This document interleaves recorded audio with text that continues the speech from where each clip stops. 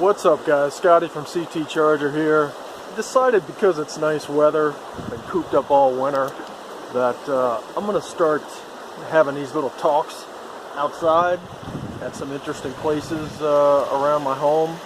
This is the Chepaug River in western Connecticut. It's on one of my favorite POV driving roads, and today I'm just going to go over some of the tricks and tips I use to do the 4-camera POV video that I put out a couple days ago.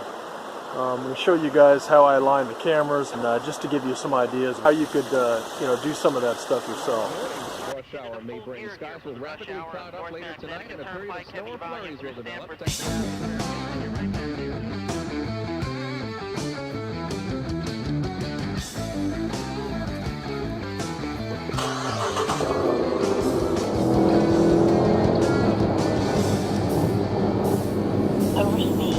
Alright guys, the first thing I used is a MonoPod.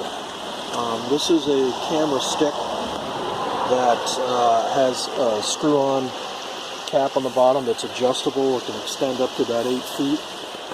So the first thing you do with this is how I got the roof cam.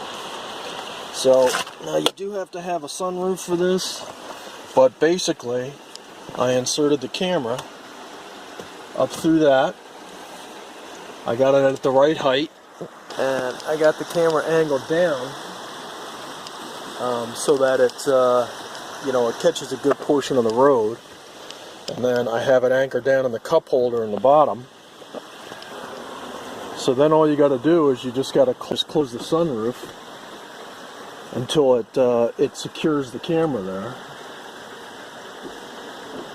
Now you got to kind of watch it, because if the sunroof detects something in the way, it will go back. So let me try this. I need 2 hands.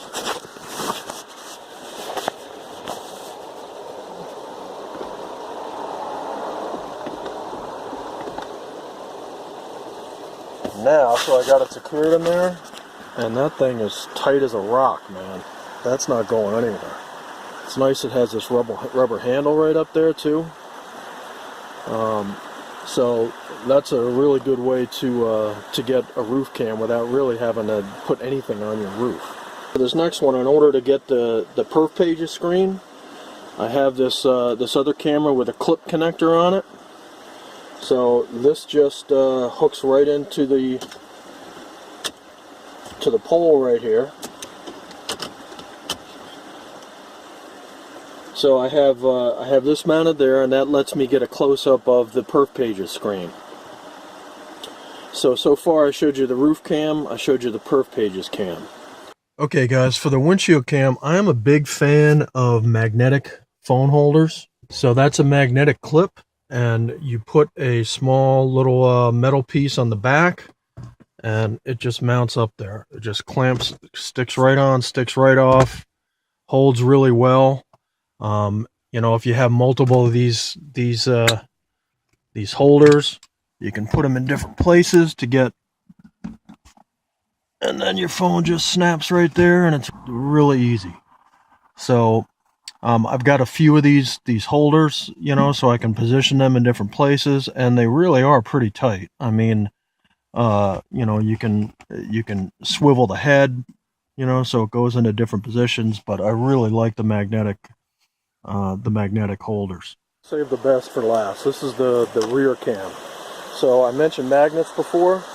You can buy these little stick-on magnets that have 3M tape on one side and they're magnets on this side. This is an old smartphone, so I glued it right, or just stuck it right to the back of the phone.